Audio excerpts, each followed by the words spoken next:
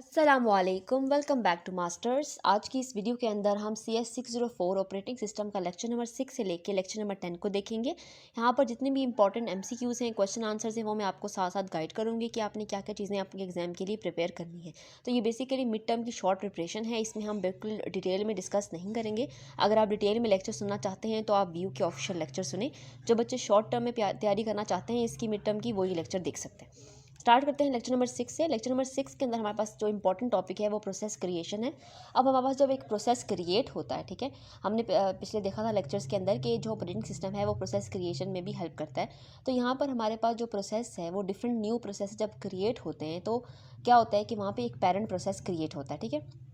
यहाँ पर different process जो है वो क्रिएट होते हैं फिर एग्जीक्यूट होते हैं। आप इसका इतना समझ लें कि यहाँ पर जब प्रोसेस को क्रिएट करते हैं तो हमारे पास एक पेरेंट प्रोसेस होता है, जबकि जब उसका न्यू प्रोसेस जब एक और क्रिएट कर देते हैं तो वो उसका चिल्ड्रन प्रोसेस कहलाता है। आपने बस ये याद रखना है कि पेरेंट प्रोसेस होता है और एक चिल्ड्रन प्रोसेस होता है। पेरेंट प्रोसेस जो हमारे पास है वो हमारा मेन प्रोसेस है जिसको हम क्रिएट करते हैं, और चिल्ड्रन प्रोसेस समझ लें कि उसकी कॉपी है या उससे उसका छोटा पार्ट है, आप ऐसा समझ लें, ठीक है। तो अभी हम इसको डिटेल में देखते हैं। हमारे पास जब प्रोसेस क्रिएट होता है ना, हमारे पास तो सब प्रोसेस जो होते हैं, उसको जो सब प्रोसेस होता है ना वो चाइल्ड प्रोसेस होता है। आप सब प्रोसेस भी कह सकते हैं, उसको कॉपी कह सकते हैं पेरेंट की। तो वो हमारे पास जो चाइल्ड होता है वो हमारे पास सब प्रोसेस होता है, ठीक है। सब प्रोसेस के अंदर जितने भी रिसोर्सेज होते हैं ना ऑपरेटिंग सिस्टम के, जो पेरेंट के अंदर होते हैं वो चाइल्ड के अंदर ऑटोमेटिकली आ जाते हैं। तो जो पेरेंट प्रोसेस होता है ना उसको CPU की टाइम चाहिए, मेमोरी चाहिए, उसको IO डिवाइसेस चाहिए अपने टास्क को पूरा करने के लिए। वो सारी चीज़ें उसको ऑपरेटिंग सिस्टम प्रोवाइड करता है।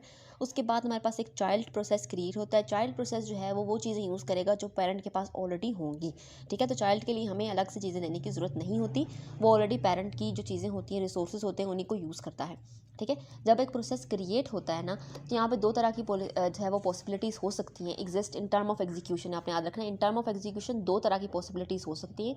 या तो पेरेंट जो है वो चाइल्ड के साथ साथ जो है वो कंकरेंटली एग्जीक्यूट करता रहे, कंटिन्यू करता रहे अपने चाइल्ड के साथ साथ ही। तो सेकंड पॉसिबिलिटी होती है कि पेरेंट वेट करे जब तक उसका सारे चाइल्ड टर्मिनेट ना हो जाए, उसके बाद वो टर्मिनेट हो, तब तक वो वेट करे।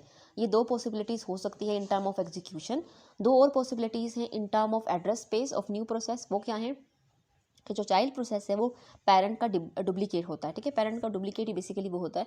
या फिर चाइल्ड प्रोसेस जो है वो प्रोग्राम को जो है वो लोड कर देता है इनटू इट, उसके अंदर जो प्रोग्राम को हम लोड कर देते हैं। दो पॉसिबिलिटीज़ हैं स्पेस के टर्म से और दो पॉसिबिलिटीज़ एग्जीक्यूशन के टर्म से। तो ये इंपॉर्टेंट आपका शॉर्ट यहाँ से क्वेश्चन बन सकता है, आपसे पूछ सकते हैं कि जो प्रोसेस न्यू क्रिएट होता है तो उसके अंदर दो पॉसिबिलिटीज़ कौन सी हैं, इन टर्म ऑफ एग्जीक्यूशन कौन सी हैं, और in term of new address space कौन सी है। तो ये आपने याद रखना है इनका डिफरेंस। उसके बाद न्यू प्रोसेस को जब हम क्रिएट करते हैं तो उसके लिए हम फोर्क सिस्टम कॉल को यूज़ करते हैं। ये आपने याद रखना है, ये आपके MCQs के लिए इंपॉर्टेंट है। FOR के फोर्क सिस्टम कॉल को हम यूज़ करते हैं जब हम नया प्रोसेस क्रिएट करते हैं, ठीक है। न्यू प्रोसेस के अंदर हमारे पास जो है वो पेरेंट का एड्रेस कॉपी होता है। जो हमारा न्यू प्रोसेस है बेसिकली वो चाइल्ड है और उसके अंदर जो है पेरेंट का एड्रेस है वो ऑलरेडी कॉपी होता है, ठीक है। फोर सिस्टम कॉल जो हमारे पास है वो जीरो होती है, अगर चाइल्ड प्रोसेस होता है तो उसके लिए वो जीरो से स्टार्ट करते हैं। ये आपने याद रखना है, आपकी इंपॉर्टेंट MCQs है यहाँ पे मैंने हाईलाइट किए हैं। उसके बाद हमारे पास एग्जीक्यूशन CLP सिस्टम कॉल और is use for fork system call के लिए हम जो है वो ये वाली सिस्टम कॉल यूज़ करते हैं। ये आपका इंपॉर्टेंट MCQs है।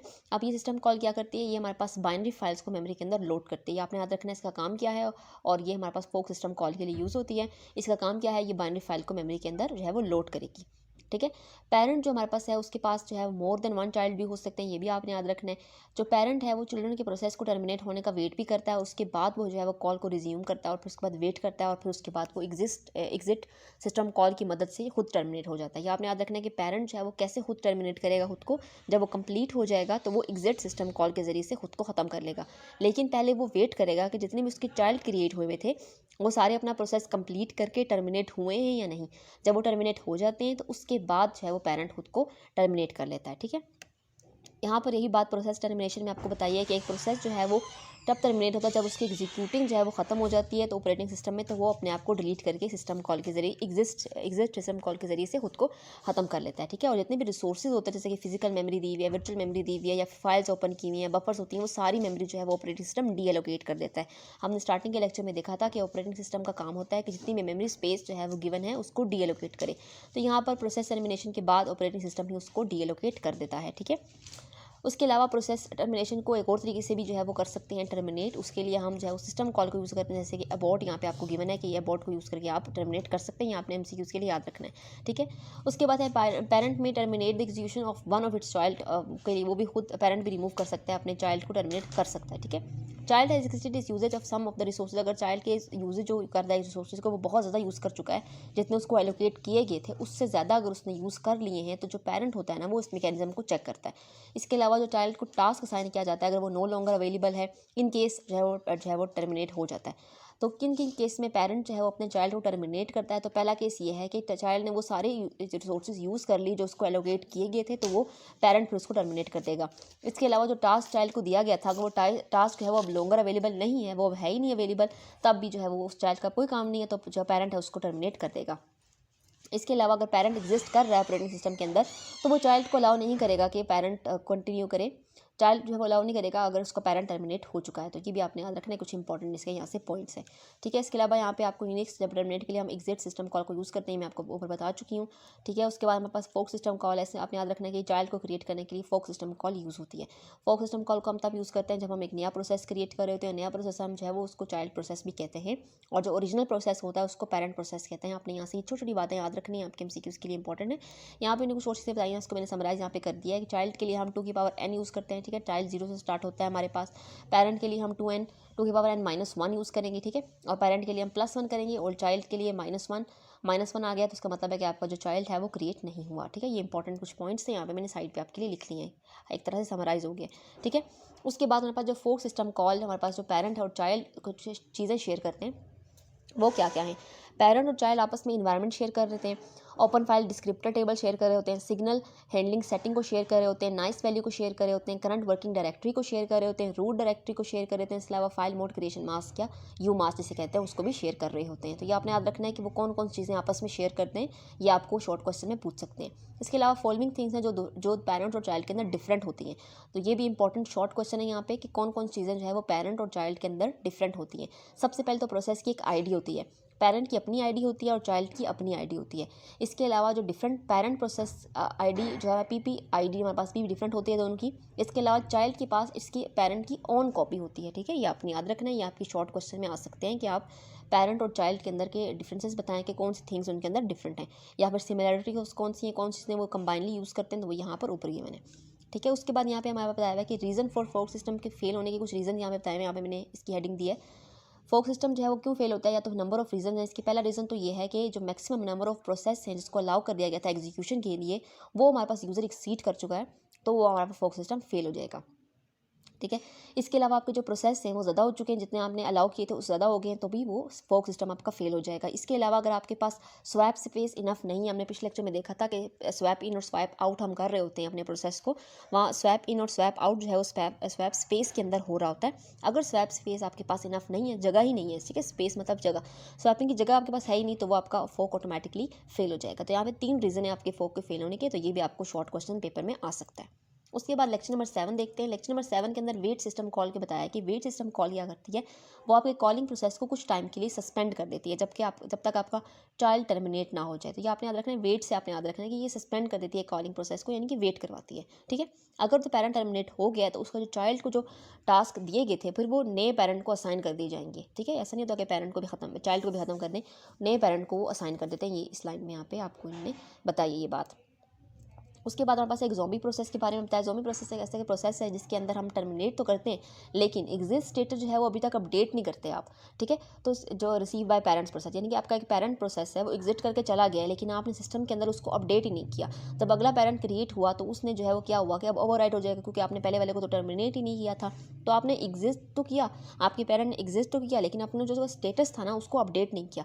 जब आप उसके स्टेटस को अपडेट नहीं करेंगे तो उस तरह से क्लैशेस प्रोड्यूस होंगे, उसको हम ज़ॉम्बी प्रोसेस कहते हैं। ये आपको बहुत इंपॉर्टेंट शॉर्ट क्वेश्चन है, ये पेपर में अक्सर मिड टर्म के पेपर देखें तो आपको ये अक्सर आता है। ये बहुत छोटा सा 2 लाइन का है, आपने याद रखना है कि आपने जो एग्जिस्ट स्टेटस है बस उसको अपडेट नहीं किया, जिसकी वजह से ये प्रोसेस होता है, ठीक है। उसके बाद ये कोडिंग की इतनी इंपॉर्टेंट नहीं है, आप एक दफ़ा इसको देख लीजिएगा। उसके बाद हमारे पास है XCLP सिस्टम, इसको हम पहले भी देख चुके हैं। फोक कॉल की मदद से जो है वो फोक कॉल इसको यूज़ करती है हमारे पास, ठीक है। ये एग्जीक्यूशन के लिए होती है बेसिकली, आप एग्जीक्यूशन भी समझ लें इसको, ठीक है। यहाँ से ये इंपॉर्टेंट पॉइंट है। इसके अलावा आगे चलते हैं, हमारे पास क्या इंपॉर्टेंट है, कोऑपरेटिव प्रोसेस बहुत इंपॉर्टेंट टॉपिक है। अगर तो कोई प्रोसेस अपना डाटा दूसरे प्रोसेस के साथ शेयर करता है तो उसे हम कहते हैं कि वो एक कोऑपरेटिव प्रोसेस है। कोऑपरेटिव प्रोसेस के बहुत सारे एडवांटेज हैं। पहला तो इन्फॉर्मेशन शेयरिंग है। अब जाहिर सी बात है, एक प्रोसेस जब अपना डाटा दूसरे प्रोसेस के साथ शेयर करेगा तो इन्फॉर्मेशन उनकी शेयर हो जाएगी, ठीक है। कंप्यूटेशन स्पीड अब तेज़ हो जाएगी क्योंकि उन दोनों ने तो आपस में शेयरिंग कर ली है। इसके अलावा मॉडुलरिटी मैंने आपको पहले बताया कि छोटे छोटे पीसेस में हम डिवाइड कर लेते हैं, तो वो भी एक इसके अंदर हो जाता है। इसके अलावा कन्वीनियंस है। ये 4 इसके यूजेस हैं। ये आपको 4 एडवांटेज पूछ सकते हैं कि कोऑपरेटिव प्रोसेस को डिफाइन करें और उसके एडवांटेज बताएं, या फिर आपको सेपरेट क्वेश्चन आ सकता है कि कोऑपरेटिव प्रोसेस के एडवांटेज कौन कौन से हैं, तो ये आपने याद रखना है। उसके बाद यहाँ पे इन्हें प्रोड्यूसर और कंज्यूमर ये एग्जांपल दिया है। प्रोड्यूसर क्या करता है, प्रोसेस को प्रोड्यूस करता है, ठीक है, और कंज्यूमर उस प्रोसेस को कंज्यूम करता है। यहाँ पे ये लिखा है कि producer process produce information that is consumed by a consumer, ठीक है। प्रोड्यूसर एक इन्फॉर्मेशन को प्रोड्यूस करता है और कंज्यूमर उसको कंज्यूम करता है। बस आपने ये बात यहाँ से याद रखनी है, ठीक है। इसके अलावा कंज्यूमर जो है वो वेट करता है जब तक बफर एम्प्टी नहीं हो जाता, और प्रोड्यूसर जो है वो वेट करता है जब तक बफर फुल नहीं हो जाता। ये आपका इंपॉर्टेंट एमसीक्यूज है। कंज्यूमर कब तक वेट करता है, जब तक बफर खाली नहीं हो जाता। कंज्यूमर कंज्यूम करता रहेगा जब तक बफर खाली नहीं हो जाएगा, ठीक है। और प्रोड्यूसर तब तक प्रोड्यूस करता रहेगा जब तक बफर फुल नहीं हो जाएगा। बफर फुल हो जाएगा तो वो प्रोड्यूस करना छोड़ देगा। कंज्यूमर तब तक कंज्यूम करता रहेगा जब तक बफर खाली नहीं होता। जब वो खाली हो जाएगा तो वो कंज्यूम करना छोड़ देगा क्योंकि उसके पास कुछ होगा ही नहीं। ये आगे मैंने आपको डायग्राम के जरिए से भी समझाने की कोशिश की है। तो इसके अलावा इसका यहाँ पे एक कोड भी दिया हुआ है। ये कोड एक दफ़ा आप देख लीजिएगा, ये पेपर में अक्सर आ जाता है, ठीक है। शेयर बफर यहाँ पे यूज़ होता है। यहाँ पे इन वेरिएबल जो है वो नेक्स्ट फ्री पोजीशन को एलोकेट कर रहा होता है, और आउट हमारे पास जो है वो पॉइंट कर रहा होता है फर्स्ट फुल पोजीशन बफर के अंदर। इम्प्टी कब होता है, जब in double equal to out हो जाए तो बफर हमारे पास फुल है। याद रखना एमसीक्यूज में आता है कि बफर फुल होने की क्या वो होती है, in double equal to out, ठीक है।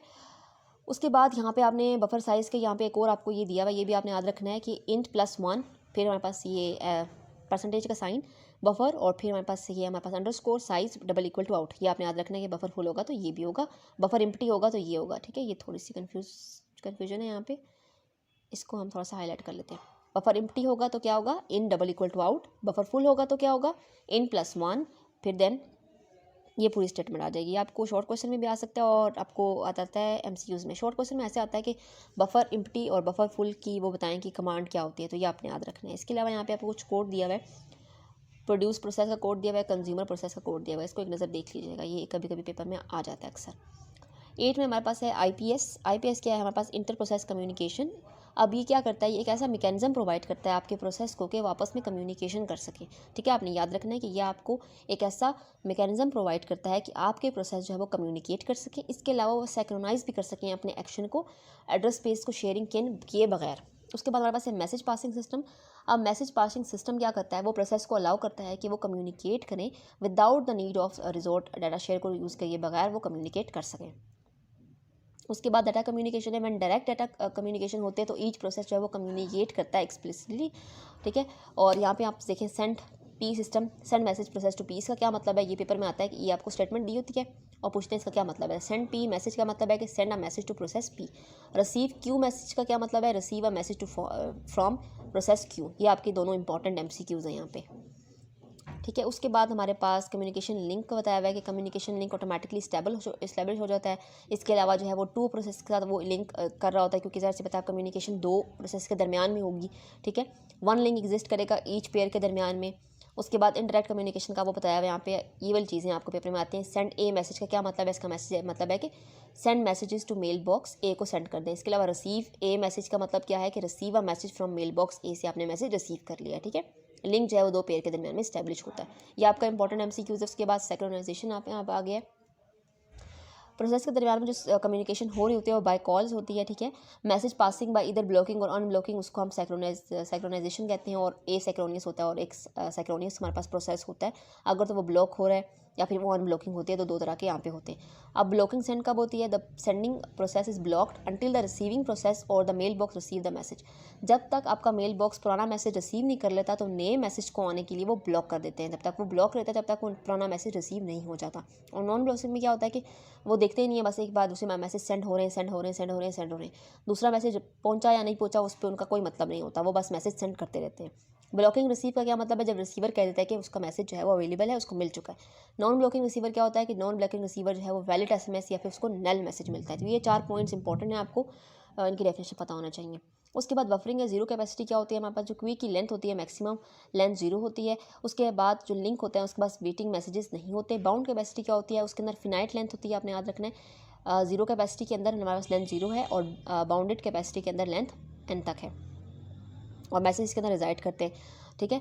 और if the Q is not full, अगर आपकी क्यू जो है वो फुल नहीं है तो न्यू मैसेज जो है वो सेंड हो सकता है, लेटर उसको फिर क्यू के अंदर प्लेस कर दिया जाता है। तो ये आपने याद रखना है इन दोनों का डिफरेंस। इसके अलावा अनबाउंडेड कैपेसिटी भी है, वो क्या है, the queue has an infinite length है उसके पास और सेंडर जो है वो कभी भी उसको ब्लॉक नहीं करता, ठीक है। अनबाउंडेड है, इनके ब्लॉक कभी नहीं होता। उसके बाद हमारे पास है यूनिक्स लिनक्स IPC के कुछ टूल्स बताए हुए हैं। ये टूल्स बहुत इंपॉर्टेंट हैं, ये टूल आपने याद रखने। पहला है पाइप, फिर नेम्ड पाइप है जिसको FIFO भी कहते हैं। इसके अलावा BST सॉकेट है, TLI है, मैसेज क्यू है, शेयर्ड मेमोरी है। ये आपने कुछ पॉइंट्स यहाँ से याद रखने हैं, ये आपको शॉर्ट क्वेश्चन में भी आते हैं और MCQs में भी आपसे पूछे जाते हैं। यहाँ पे आपको फिर नीचे उन्होंने कुछ और बताइए कि रीड करने के लिए आप जो है वो डिस्क्रिप्टर से रीड वाले फंक्शन को यूज़ करेंगे। ये वाले रीड वाला फंक्शन है आपके पास, ठीक है। ये आप रीड करने के लिए यूज़ करेंगे, ये आपके पास राइट करने के लिए और क्लोज करने के लिए आप ये वाला फंक्शन यूज़ करेंगे। सिस्टम कॉल ये पीछे हम लोग देख चुके हैं, मैंने आप जहाँ पर आपको सारे समराइज़ किए थे, ये वही सिस्टम कॉल्स हैं जो अब आगे रिपीट हो रही हैं, ठीक है। राइट सिस्टम कॉल हमारे पास फाइल को राइट करेगी, एग्जाम्पल भी उन्हें दी हुई है और उन्हें वही आपको यहाँ पर बताया हुआ है। और क्लोज जो है वो फाइल डिस्क्रिप्टर को क्लोज कर देगी, ठीक है। ये तीनों चीज़ें आपने याद रखनी है। Unlink to file is related, close जो है वो रिटर्न कर देगा 0 ऑन सक्सेस, और अगर वो सक्सेस नहीं हुआ, कोई एरर आ गया तो फिर वो माइनस को रिटर्न कर देगा, ठीक है, -1 को। उसके बाद हमारे पास नेक्स्ट टॉपिक है पाइप का। पाइप क्या है, हमारे पास कम्युनिकेशन प्रोसेस जो है वो टिपिकली सिबलिंग और पेरेंट चाइल्ड रिलेशन के दरमियान में होती है। पाइप यहाँ पर can be use to connect, यहाँ पे दो चीज़ों को कनेक्ट करने के लिए पाइप का इस्तेमाल किया जाता है। पाइप यहाँ पे आप देख सकते हैं इस तरह से स्मॉल ब्रैकेट्स लगाए हुए हैं। सिस्टम कॉल है ये, पाइप को क्रिएट करने के लिए इसको यूज़ किया जाता है। यहाँ पे उन्होंने आपको बताया कि राइट और रीड के दरमियान में एक पाइप बना दिया गया है, ठीक है। पाइप जो हमारे पास सिस्टम कॉल है रीड और राइट के दरमियान में, जो इनके लिए एक रास्ता प्रोवाइड कर रही है, एक 2 वे कम्युनिकेशन यहाँ पे हो रही है, वो एक वे प्रोवाइड कर रही है। तो आपने याद रखना है कि ये सिर्फ एक वे प्रोवाइड करने के लिए होता है, ऐसा काम आपने याद रखना है। और इसका सिंटैक्स याद रखना है, पाइप और फिर छोटी वाली ब्रैकेट से, ठीक है। ये भी क्या, ये एक सिस्टम कॉल है। ये सारी सिस्टम कॉल्स मैंने आपको पीछे बताई थी, ये सारी सिस्टम कॉल्स हैं यहाँ पे, ठीक है। उसके बाद ये कोड है, थोड़ा बहुत इसको देख लीजिएगा। यहाँ तक आपका लेक्चर नंबर 8 कंप्लीट हो गया। लेक्चर नंबर 9 के अंदर हमारे पास पाइप को भी बताया हुआ है कि पाइप जो है वो कम्युनिकेशन के लिए इस्तेमाल होता है दो प्रोसेस के दरमियान में। एक आपका P1 है, एक P2 है, दोनों आपस में कम्युनिकेशन करना चाहते हैं तो बीच में एक पाइप आ जाएगा जो इनको एक वे देगा और फिर ये लोग जो है वो कम्युनिकेशन कर सकेंगे। नेम्ड पाइप FIFO क्या होता है, FIFO को नेम्ड पाइप भी कहते हैं। ये हमारे पास कम्युनिकेशन रिलेटेड और अनरिलेटेड प्रोसेस के दरमियान में होती है। आपने याद रखना है कि रिलेटेड और अनरिलेटेड प्रोसेस के दरमियान में कम्युनिकेशन को ये पॉसिबल बनाता है। उसके बाद हमारे पास जो तीसरा कंपोनेंट था BST सॉकेट। BST सॉकेट क्या होते हैं, ये भी कम्युनिकेशन के लिए होते हैं। ये भी रिलेटेड और अनरिलेटेड प्रोसेस के दरमियान में कम्युनिकेशन प्रोवाइड करती हैं, लेकिन एज अ सॉकेट। यहाँ पे आप नेटवर्क कनेक्शन देख सकते हैं। उसके बाद ओपन सिस्टम जो है वो ओपन या फिर फाइल को क्रिएट करने के लिए हमारे पास ओपन सिस्टम कॉल यूज़ होती है। यहाँ से यही इंपॉर्टेंट है, आपने बस इसी को याद रखना है। उसके बाद रीड हमारे पास जो है वो रीड करने के लिए यूज़ होती है। तो यहीं पर ऐसे छोटे छोटे आपको MCQs आते हैं। राइट हमारे पास राइट सिस्टम कॉल होती है। इसके अंदर कुछ ये फेल कब होती है, जब इनवैलिड आर्गूमेंट है या फाइल साइज़ की लिमिट बढ़ चुकी है या फिर डिस्क फुल है, तो ये आपका फेल हो जाएगा। इसके अलावा जो क्लोज सिस्टम कॉल थी वो आपकी फाइलों को क्लोज करने के लिए यूज़ होती थी, ठीक है। उसके बाद स्टैंडर्ड डिस्क्रिप्टर यहाँ पे आपको दिए हुए स्टैंडर्ड डिस्क्रिप्टर यहाँ पे ऊपर लिखती हैं। एक तो इनपुट स्टैंडर्ड इनपुट है, स्टैंडर्ड आउटपुट है और स्टैंडर्ड एरर है। स्टैंडर्ड इनपुट जो है वो रीड करता है, इसको इनपुट को रीड करता है। स्टैंडर्ड आउटपुट जो है वो आउटपुट को सेंड करता है। और जो हमारे पास स्टैंडर्ड एरर है ना, वो हमारे पास एरर मैसेजेस को सेंड करता है। ओके, सो हम डिस्कस कर रहे थे स्टैंडर्ड डिस्क्रिप्टर को। यूनिक्स और लिनक्स के अंदर हमारे पास क्या होता है, जब फाइल्स 3 और फाइल्स जो है वो ऑटोमेटिकली क्रिएट होती हैं जब भी हम कर्नल को किसी भी प्रोसेस के लिए ओपन करते हैं, ठीक है। 3 तरह की फाइल्स कौन कौन सी हैं, यहाँ पे मैंने उनको आपके लिए ऊपर लिख दिया है। सबसे पहले स्टैंडर्ड इनपुट है जो हमारे पास रीड करेगा इसके इनपुट्स को। स्टैंडर्ड आउटपुट है जो हमारे पास आउटपुट को सेंड करेगा। और स्टैंडर्ड एरर है जो आपके पास एरर को सेंड करेगा, ठीक है। यहाँ पे इनके लिए आपको बताया हुआ है कि स्टैंडर्ड इनपुट के लिए 0 होता है, जिसे कीबोर्ड भी कहते हैं, कीबोर्ड की है ये। और फिर स्टैंडर्ड आउटपुट के लिए डिस्प्ले स्क्रीन और स्टैंडर्ड एरर के लिए भी डिस्प्ले स्क्रीन है। और ये 0 1 2 है, ये आपने याद रखना है। ये बहुत इंपॉर्टेंट MCQs हैं, यहाँ से आपके बनते हैं, ठीक है। आपको पूछते हैं कि स्टैंडर्ड इनपुट के लिए 0 है या 1 है या 2 है, ठीक है। और ये 0 कीबोर्ड के लिए है या स्क्रीन के लिए है या माउस के लिए, किसके लिए। उसके बाद पाइप सिस्टम कॉल है। पाइप सिस्टम कॉल को हम आगे पढ़ चुके हैं, लेकिन ये कुछ रीजन की वजह से फेल भी हो जाती है। वो रीज़न यहाँ पे गिवन है कि ये किस वजह से फेल हो जाती है कि अगर हमारे पास 2 स्लॉट्स है वो एम्प्टी हैं तो ये फेल हो जाएगी, या फिर टू मेनी फाइल्स को पाइप के साथ कनेक्ट करने की कोशिश करें तब भी ये फेल हो जाएगी। अगर बफर स्पेस अवेलेबल नहीं है तो ये फुल वो जो है वो फेल हो जाएगी। इसके अलावा फाइल का टेबल अगर फुल है तब भी ये फेल हो जाएगी, ठीक है। पाइप हमने देखा था कि वो 2 प्रोसेस के दरमियान में एक ब्रिज प्रोवाइड करता है ताकि वो आपस में कम्युनिकेशन कर सकें। तो अगर दोनों स्लॉट्स एम्प्टी होंगी तो कम्युनिकेशन ही नहीं होगी, तो आपका पाइप फेल हो जाएगा। अगर 2 से ज़्यादा फाइल्स वहाँ पे अटैच कर देंगे तो पाइप तो वर्क नहीं कर पाएगा, तो वो फेल हो जाएगा। अगर बफर स्पेस अवेलेबल नहीं है तो वो भी फेल हो जाएगा। अगर फाइल का टेबल फुल हो गया है तो फिर वो फेल हो जाएगा। ये आपने फेलियर के याद रखने कि पाइप सिस्टम कॉल किन किन सिचुएशंस के अंदर फेल होती है, या आपको शॉर्ट क्वेश्चन में पूछ सकते हैं, ठीक है। उसके बाद हमारे पास है कमांड लाइन यूज़ देख लेते हैं। यहाँ पे कुछ आपको लाइन दी हुई हैं, CMD और ये CMD, फिर CMD 1 है, फिर 2 है, फिर 3 है, फिर 4 है, फिर CMD N तक ये चलता जाता है।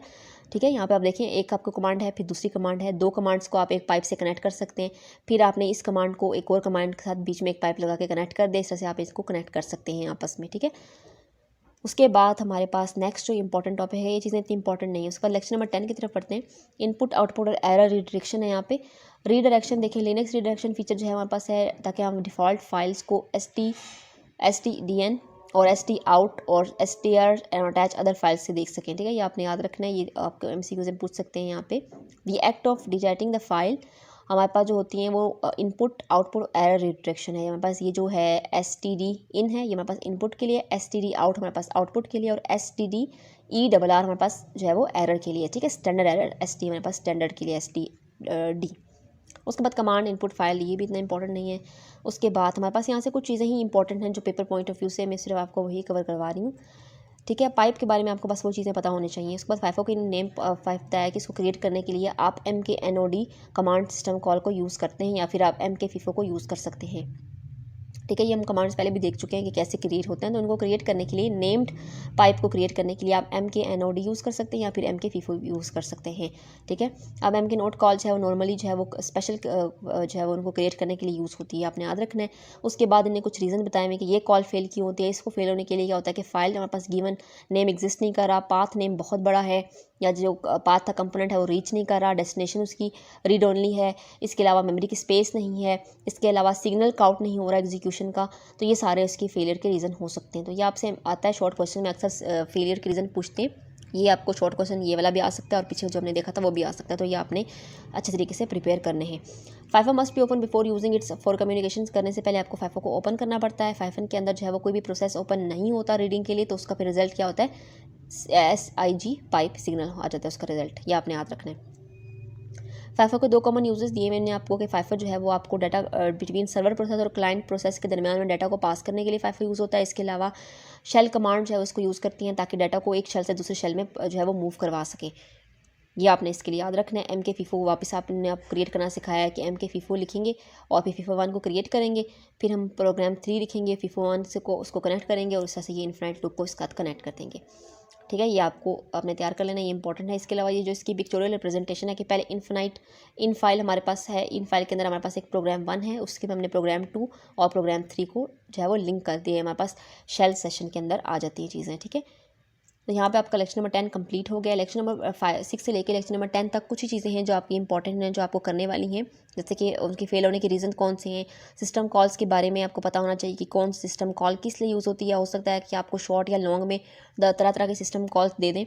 शॉर्ट में आपको 3 सिस्टम कॉल दे दें और आपसे पूछेंगे इन 3 सिस्टम कॉल का मतलब क्या है, या लॉन्ग में आपको 5 सिस्टम कॉल भी दी जा सकती हैं और पूछ सकते हैं कि इन 5 सिस्टम कॉल्स की यूजेस क्या हैं, इनका सिंटैक्स क्या है। तो सिंटैक्स आपको पता है, सिस्टम का कॉल का नाम लिख के आपने छोटी सी ब्रैकेट सिंगल पैरेंथेसिस जो है वो लगा देंगे, स्मॉल पैरेंथेसिस, तो वो उसका सिंटैक्स बन जाएगा। ठीक है, ये वाला क्वेश्चन बहुत इंपॉर्टेंट है यहाँ से। इसके अलावा जो आपका लेक्चर नंबर 6 से लेकर लेक्चर नंबर 10 था, ये MCQs के पॉइंट ऑफ व्यू से ज़्यादा इंपॉर्टेंट है और इसके अंदर जो कुछ चीज़ें इंपॉर्टेंट थी वो मैंने आपको बता दी हैं।